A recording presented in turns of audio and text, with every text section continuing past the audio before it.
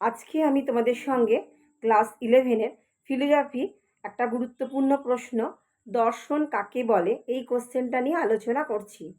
দেখো, ফিলোজফি তোমরা যারা নতুন 11-এ উঠলে তাদের কাছে কিন্তু একটা নতুন সাবজেক্ট। কেননা তোমরা এতদিন পর্যন্ত যে পড়াশোনা করে এসছো তার সঙ্গে কিন্তু এই সাবজেক্টটার কোনো লিঙ্ক নেই। ঠিক আছে? এবার 11-এ ফিলোজফিতে দুটো ভাগ করে তোমরা পড়বে, একটা ওয়েস্টার্ন ফিলোজফি এবং একটা ইন্ডিয়ান ফিলোজফি। এবং মানে ফার্স্টে আমাদের জানতে হবে দর্শন কাকে বলে। আমি ফিলোজফি নিয়েছি, আমি ফিলোজফি কেন পড়বো, দর্শন কাকে বলে। দেখো, দর্শন কথাটি এসছে দুটি শব্দ, ফিলো এবং সোফিয়া, এই দুটো শব্দের সংমিশ্রণে দর্শন কথাটি এসছে।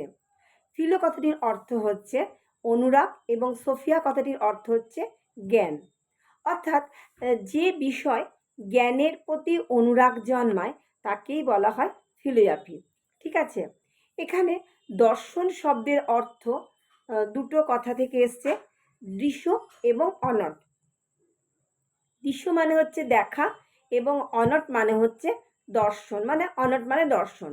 তাহলে দর্শন শব্দটির ব্যুৎপত্তিগত অর্থ হচ্ছে ধাতুর সঙ্গে অনট ধাতু মিলে দর্শন শব্দটি সৃষ্টি হয়েছে। ঠিক আছে? ভারতীয় দার্শনিকদের কাছে দর্শন মানে সত্যকে জানা, সত্যের প্রতি অনুরাগ, তত্ত্বকে জানা। সত্য এবং তত্ত্বকে জানাই হচ্ছে ভারতীয় দর্শনের মূল লক্ষ্য। আমি জ্ঞান লাভ করব, তাহলে কিসের? ভারতীয় দার্শনিকরা বলছেন যে জগৎ এবং জীবনের যে যথার্থ জ্ঞান আমি লাভ করব সেটাই হচ্ছে তত্ত্বজ্ঞান, সেটাই হচ্ছে দর্শনের মূল লক্ষ্য। আমার যে জ্ঞান অর্জন আমি করব সেটা কিন্তু সত্য জ্ঞান উপলব্ধি করবো। আচ্ছা, আমি যখন আকাশে মেঘ দেখছি তখন কিন্তু আকাশে ওটা যে মেঘ সেটাই আমাকে জ্ঞান উপলব্ধি করতে হবে। আমি কিন্তু ওটাকে কখনোই কাঁকড় কিংবা বালি কিছু বলবো না। তাহলে দার্শনিকরা বলছেন যে জগৎ এবং জীবন সম্পর্কে যথার্থ জ্ঞানই হচ্ছে দর্শন। এবং এবার দেখো, দর্শনটাকে দার্শনিকরা দুটো ভাগে ভাগ করেছেন।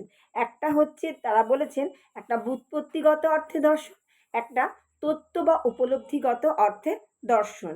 এবং ব্যুৎপত্তিগত অর্থে দর্শন বলতে বোঝাচ্ছে যেটা যে দিশ একটা, দর্শন শব্দটি দিশ সংস্কৃত ধাতু থেকে এসছে এবং এটা দর্শন।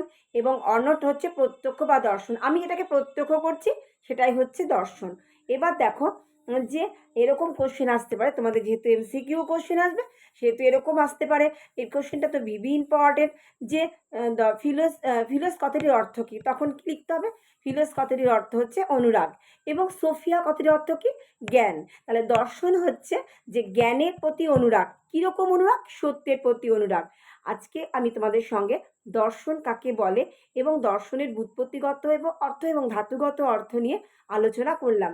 নেক্সট ক্লাসে আমি পরপর ফিলোজফি ক্লাসগুলো করব। তোমরা যদি আমার চ্যানেলে নতুন বন্ধু হয়ে থাকো প্লিজ আমার চ্যানেলটিকে সাবস্ক্রাইব করে দিও এবং আমার পাশে থেকো। ধন্যবাদ।